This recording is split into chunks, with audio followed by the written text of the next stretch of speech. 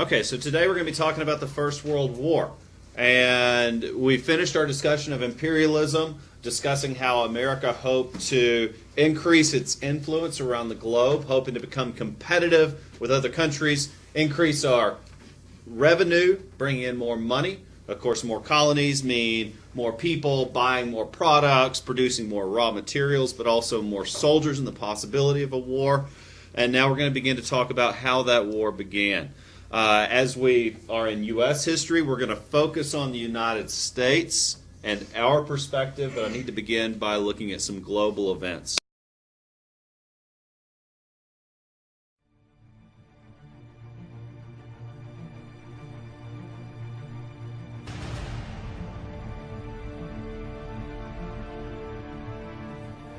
There are lots of hospitals. He'll be home soon. You think so? Everything's gonna be fine.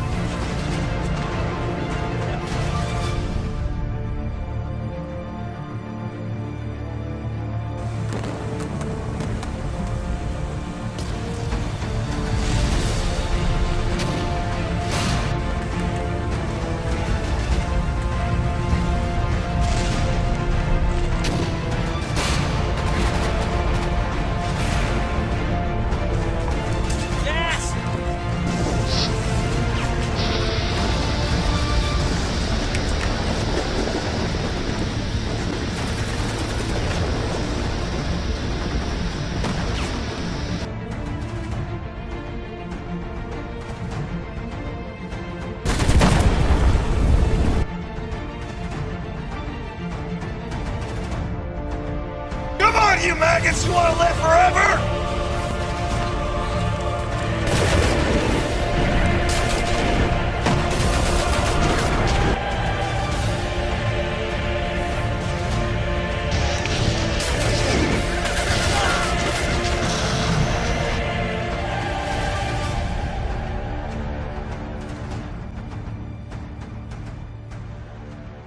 Everything will be fine, Kimrick. He'll be home soon.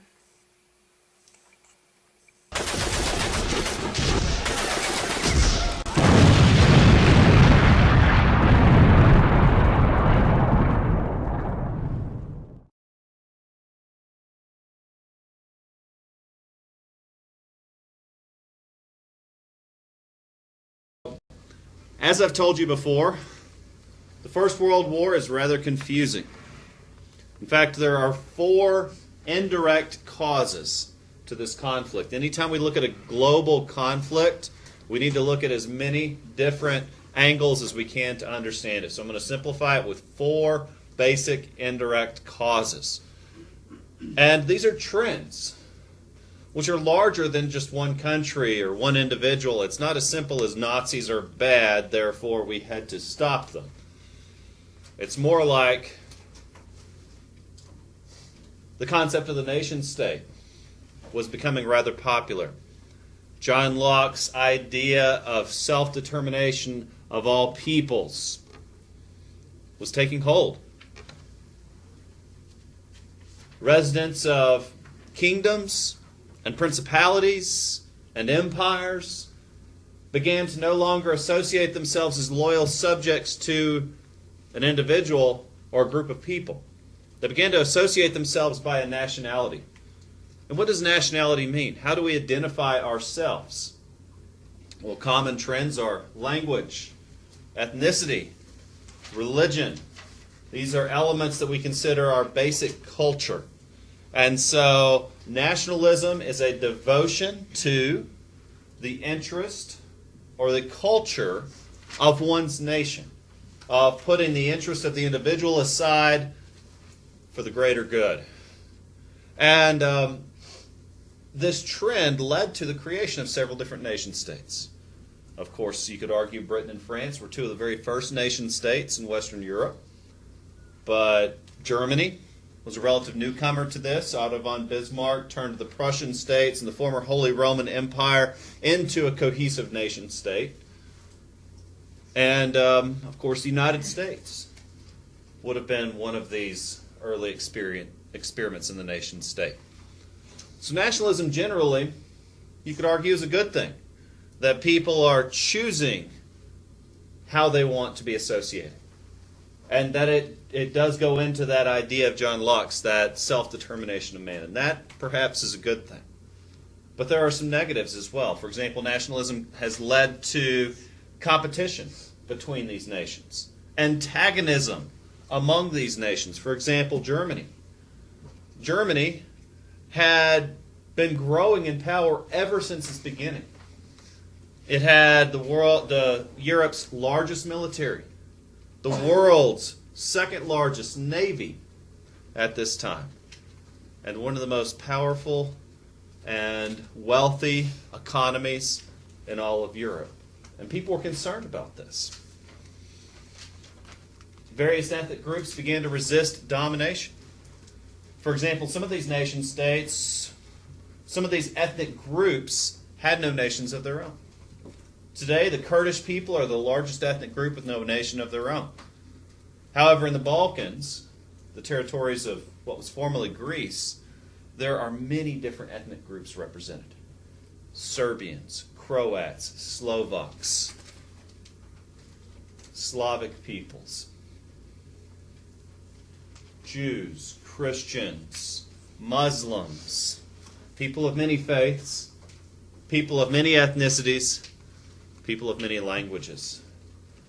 And where those things are divided, we'll often find conflict. And so many of these ethnic groups were being subjugated by other more powerful empires, the very trend we discussed in the last chapter. And so they're going to seek independence, just like the Americans did.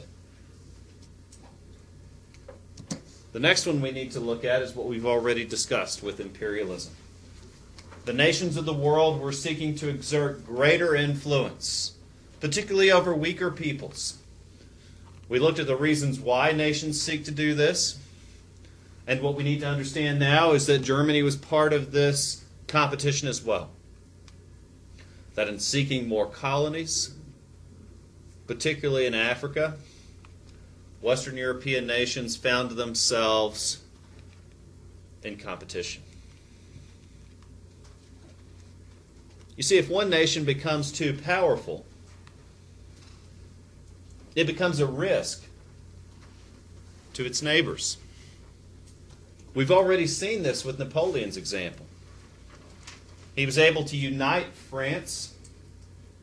Through brilliant military strategy, he was able to conquer Western Europe, and he nearly conquered Russia.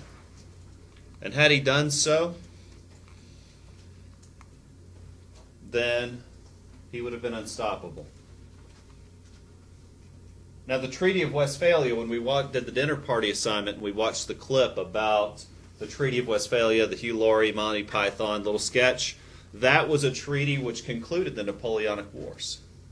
And it was hoped, as a result of that treaty, that peace in Europe would be established. And one of the underlying principles of that discussion was that no nation would become too powerful. That nations would be a check on each other. But now, Germany is growing. Britain is seeking more power. And all of these nations are in competition with one another. The next indirect trend that we need to look at is the growing culture of militarism among nations of the world. As Teddy Roosevelt said, the most effectual means of preserving the peace is preparation for war. And that concept necessitates a large and powerful military. But as we know, a powerful military is an extremely expensive proposition, so this leads to greater defense spending among nations. Militarism means the development of armed forces, not only for defense, but as a tool in diplomacy. The stronger your military is, the more influence you have around the globe in relations, even peaceful relations, with other countries. Now, what we need to understand is that by the end of the 1800s, Germany had become the strongest military in all of Europe. This gives them an edge in diplomacy. This gives them an opportunity for dominance. And as I said, this is rather concerning, particularly to nations like Britain and France. Britain still maintained the most powerful navy in all the world, but Germany was a close second. And this would lead other countries, such as the United States, to join the arms race. And the final indirect cause that we need to discuss is the alliance system. You see, the concern here is that if a nation like Germany is becoming unstoppable, that no single nation could defeat them, then countries like France are going to seek help. France was growing so concerned that Germany could stop them, could defeat them, could conquer them. They approached their longtime rival Britain, and Britain offered collective security. An attack on one of us is an attack on all of us. They then approached Russia, offering the same collective security, and Russia agreed. Well, Germany knew of these alliances. They were not secret. Germany had allies as well. Most notably, the Austro-Hungarian Empire, which no longer exists, and the Ottoman Empire, comprising, for the last time, a united Middle East, which no longer exists. These were the Central Powers. Now, what we're looking at here are photographs of Nazi troops marching and NATO peacekeepers in Bosnia and Kosovo. And so I want to show you these simply as examples of militarism, of military culture. But I also want to show you this picture. This is a photograph of German citizens rushing to enlist at the outset of the First World War. Somebody decided to play Where's Waldo and found Hitler in the picture, signing up. In fact, he served in the war. He was wounded. He was honored with Germany's highest honor, the Iron Cross. He served as a POW. He wrote Mein Kampf while in the military in this war. Yes, sir. Do you know the story during World War I, he was really injured, and then a U.S. troop found him and spared his life? So yes, there was an American sniper who decided out of mercy not to shoot and kill Hitler. And Hitler kept a photograph of the soldier in his office. And I cannot remember if he invited the soldier to his office to personally thank him later, but I do know he kept a photograph in his office of the individual. Next, I wanted to show you just a map looking at the alliance system. So here you have the Central Powers, Germany, Austria-Hungary, and Turkey, which was then known as the Ottoman Empire. All that's left of it today is the nation of Turkey. But then you have the Allies on the other side. You've got Great Britain, France, and Russia. Now, many other smaller nations, the white ones, are neutral, but I want to draw your attention to Serbia. Serbia was a member of the Allies, but they were subject to Austria-Hungary. They were a colony of Austria-Hungary. And that's going to bring us to our next point of how the war started. Serbia is part of the Balkan Peninsula. And this has been a historic staging ground for many global conflicts. The area has been in conflict throughout human history. Even when it was once ancient Greece, the Athenians and Spartans vied for power and control. Even much later, when it was part of the Roman Empire, this area was known for insurrection and instability. And now, at the beginning of the 20th century, we find it's no different. Serbia was subject to Austria, the Austro-Hungarian Empire. And there was an organization there, an extreme nationalistic organization called the Black Hand, seeking independence for the Serbian people. Now, the Black Hand was notorious for using terrorism as a tactic. How does a weaker people fight a stronger one? Guerrilla tactics. What does guerrilla mean? It means to subvert, to hurt, to scare, however possible. Now, the Black Hand had a policy of issuing death threats by sending someone a piece of paper with a black dot. If you received a black dot, that meant you would be killed. The Archduke Franz Ferdinand had received multiple death threats. He was the grandson of Joseph Conrad, monarch of the empire. Nonetheless, he decided to go on a tour of Sarajevo, capital of Serbia. And while on this tour, members of the Black Hand stationed themselves at various points around the city. And when his motorcade approached, Gavrilo Princip walked up to Franz Ferdinand and his wife, shot and killed him. Point blank range. Shot and killed this man. Now, immediately after this was known as the July Crisis of 1914. And during this time, Serbia contacted Russia and said, "We're expecting trouble. We need help." Russia was, of course, in the alliance system. So they agreed. They saw themselves as the protector of all Slavic peoples. Austria-Hungary issued an ultimatum to Serbia. Stand down, there will be an investigation. You will be occupied. Prepare for martial law. Instead, Serbia turned to Russia for help. Now, Russia called France, literally on the telephone. A new invention at that time. They were able to instantly communicate. The reason it was called the July Crisis and the reason this embroiled into war within a month was because of faster communication. What might have taken longer with letters or messenger carriers was now instantaneous. And so the alliance system pulled one nation into another into the war. And so this photograph, taken just moments before his assassination, would become historic because this man's death caused the First World War. But we must remember, it's not all about him. He's a rather unimportant figure in history. He's one of 10 to 20 other world leaders who were assassinated within the same decade. So it's not such that this man was so important. It's that we were already on the verge of war. On June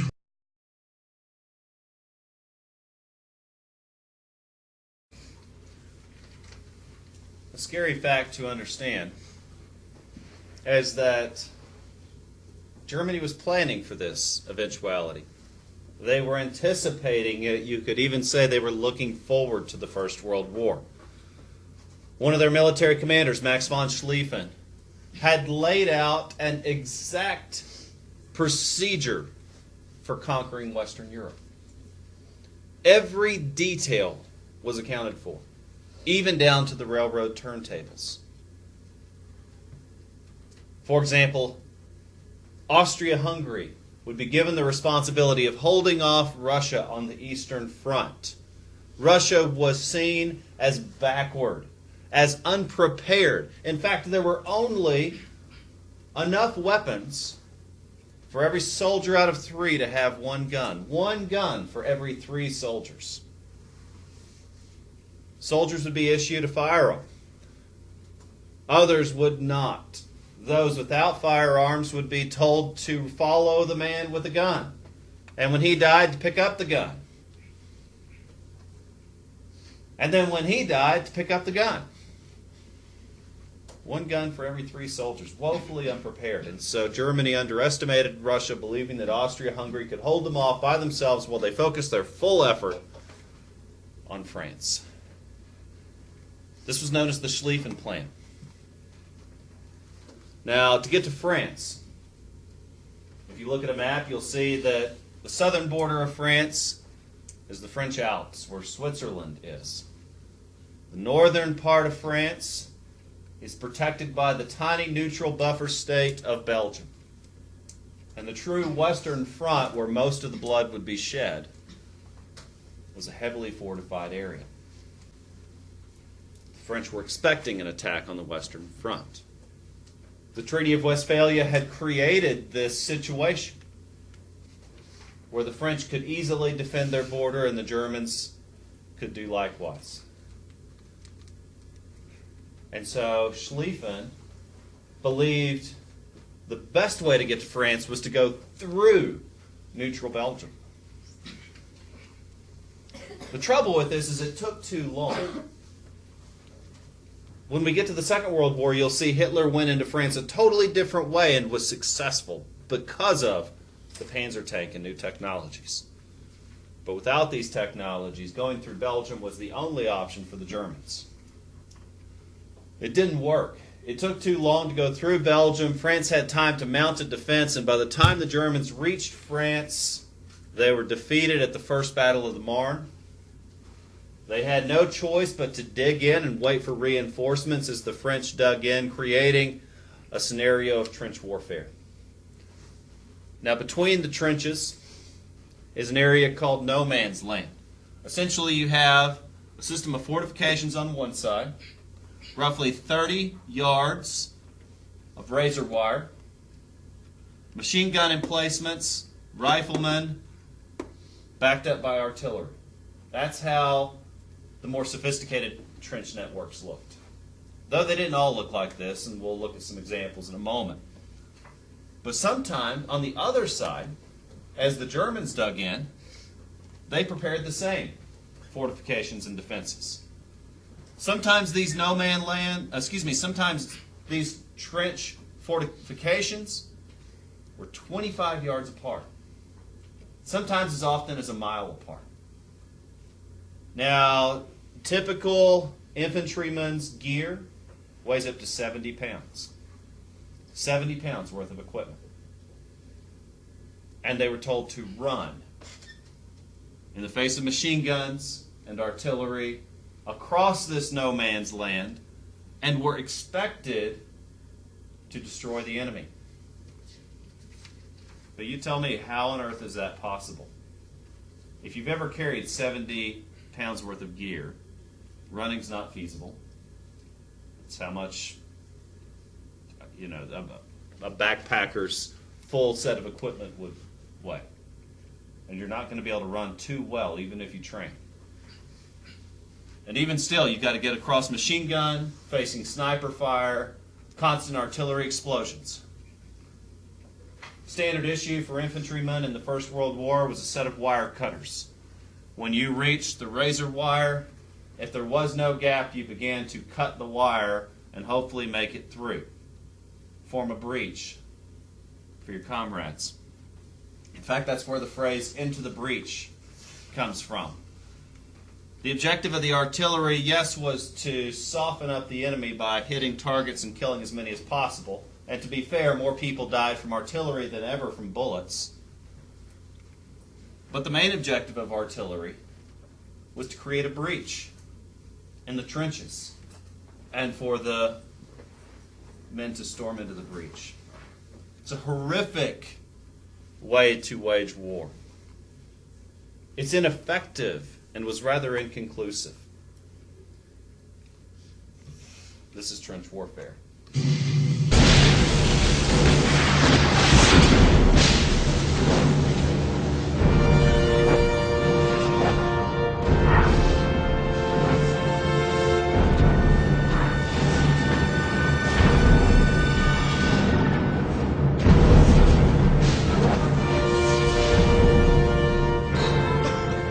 Tristan, get back to your unit.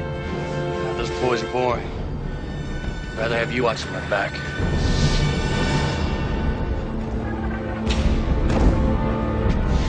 Now, mate.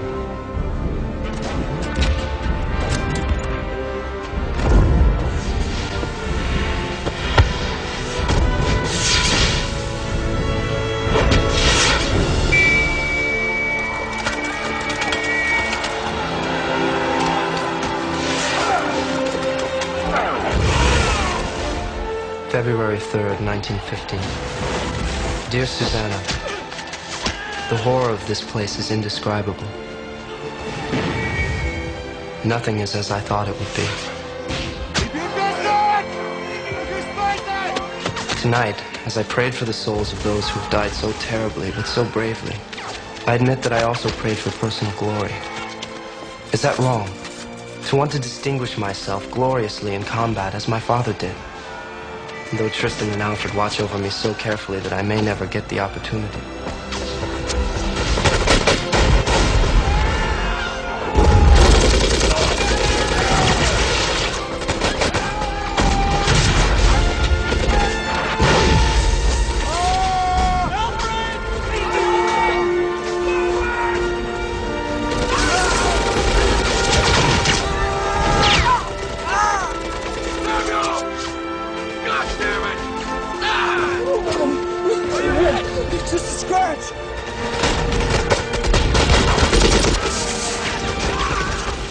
Susanna, I see now not that my father was right, but that I was naive. Let me out, damn it! Stay there! Let me out!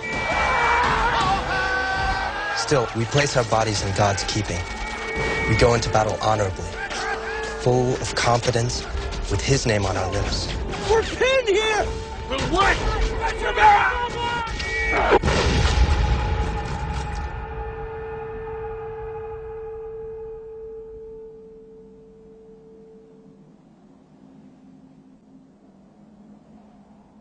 Come on over. Get my hand, you man. Down.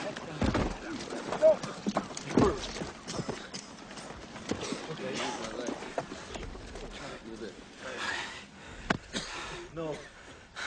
Don't touch me.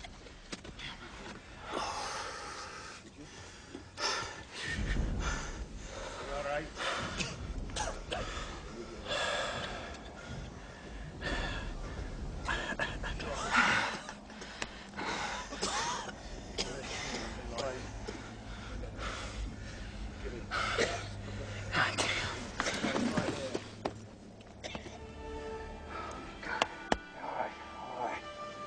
Susanna. So that was a scene from the movie Legends of the Fall, one of my old favorites, starring Brad Pitt and Anthony Hopkins. And it's a story of not just the First World War. It's a story of a man and his 4 sons living in Missoula, Montana. During the First World War and during a changing time in our country's history. Anthony Hopkins plays the father of these 4 sons who he had fought in numerous battles through the Indian Wars, and he wanted his sons to have nothing to do with this conflict. He hoped they would avoid it because he knew what war looked like. This is what it looks like. This is a photograph from the Battle of Ypres, where it rained for 30 days straight in the northern part of France. No man's land turned into what you see. There were no trees. Artillery had destroyed them. Machine guns could mow down trees. We'll hear first-hand accounts of soldiers describing seeing this for themselves. The muck became so thick that men and horses would drown in it, trying to charge over the trenches. There's a reason it was called No Man's Land. See, another piece of gear that soldiers were required to carry is a shovel. If things become too hairy, dig yourself a hole and throw in it. And hope you don't get blown up. Not all trenches were as sophisticated as what I just showed you. Quite a few looked something like this. Now imagine being forced to live in this for days at a time. Post-traumatic stress syndrome was unknown. There was no good word for it. They simply called it shell shock.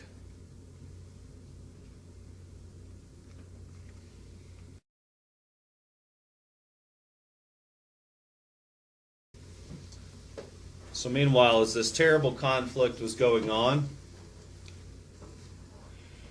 America was experiencing a time of relative peace and prosperity. Many Americans were against the war. some for political reasons, such as the famous socialist Eugene Debs, who believed that the draft was but another form of slavery. He ran for president 4 times, the last of which being from prison during the First World War, thrown in prison for criticizing the draft under the Espionage and Sedition Act. Some Americans were outright pacifist, like the Quaker Church, who believed that war is sinful, that it's murder. There were a number of recent immigrants to the United States, such as my great-grandfather on my mom's side. He had just moved here from Germany. Yes, as a newly naturalized American citizen, his loyalties lied first here. But we had family in Germany during the First World War. How is one supposed to feel about that? Of course, there were millions of Irish immigrants coming in. We had talked about that. 20 million recent arrivals from Europe. 20 million first-generation European immigrants had just come to the United States within their lifetimes. How are they supposed to feel about these conflicts? Now imagine that you have children.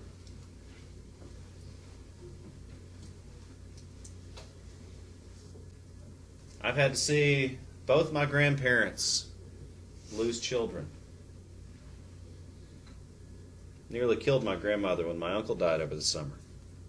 She physically became ill, was hospitalized because of the stress. I can't fathom how painful that would be to lose a child.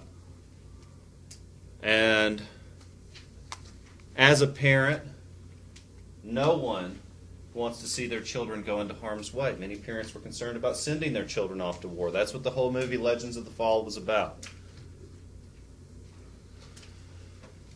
Generally, Americans tended to feel more close ties with Great Britain because of our common ancestry and language and customs and political systems are very similar. Even today, Great Britain is one of our closest allies. Because let's be fair, America also had close economic ties with Great Britain. They had loaned us money, we had loaned them money. We had a vested economic interest in seeing them succeed. More so, at least, than the Central Powers. Now, the United States began its first peacetime draft. Very first peacetime draft in our history. We mobilized against the Central Powers. Now, this is the origins of the Selective Service Act. We'll talk about that more tomorrow. This is why, when you turn 18, you get a letter from the government saying, congratulations, you are now signed up for the draft, just in case we have to do that sort of thing again. You'll get that letter. So why did we start raising our armies, even though we weren't in war? Why did we start picking sides? In fact, many saw this as pretty messed up. Why did we get involved in the First World War? Why did we send 3 million people over there? Why did we lose tens of thousands of soldiers? To ensure Allied repayment of debt? So we sent 3 million people to make sure our banks get paid? That's why Sergeant York had to leave the Valley of the Three Forks of the Wolf and the Big South Fork of East Tennessee. That's why that young man, that's why all these people had to go fight in this terrible war on the other side of the planet, so that our banks could get paid? Well, that's how many saw it.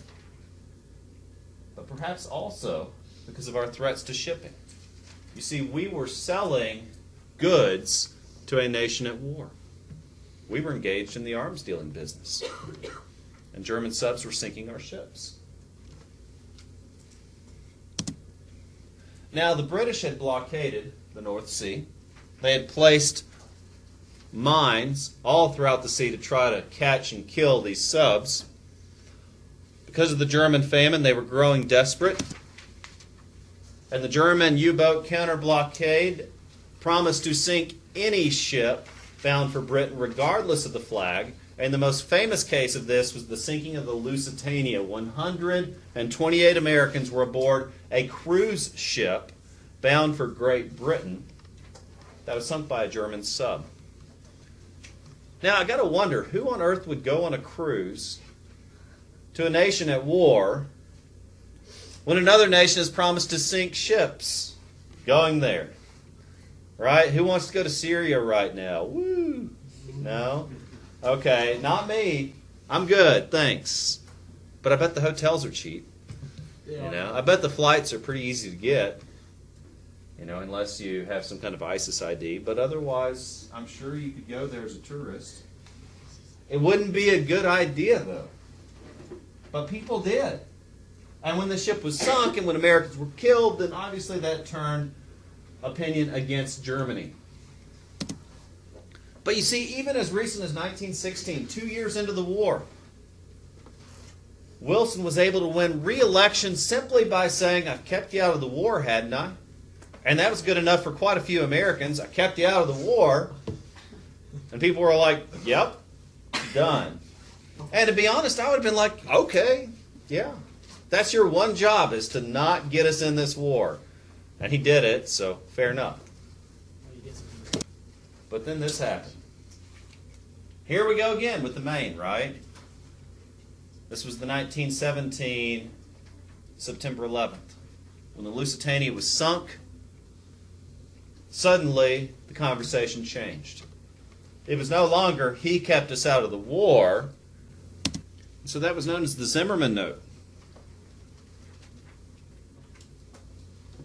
So between the Lusitania, the sinking of this British passenger liner, which, by the way, the Germans claimed there were weapons bound for Great Britain in the stockhold. But now they're proposing an alliance with Mexico. And now Lenin has been smuggled into Russia. He started and succeeded in the Bolshevik Revolution. Russia became communist and they withdrew from the war. And so now, with Russia no longer a threat, Germany, Austria-Hungary, and the Ottoman Empire were left to face Britain and France without Russia. And so now it was seen as a war of democracies versus monarchies. We began to use the phrases "good guys, bad guys." And propaganda was being slung all over. And Wilson announced that we would go to war. The very same guy who promised to get us out of war, guess what? Got us into war. And his justification was, and I quote, "to make the world safe for democracy." And lastly, this is a political cartoon showing the Hun, as the media labeled the Germans, assuring this promise to Mexico.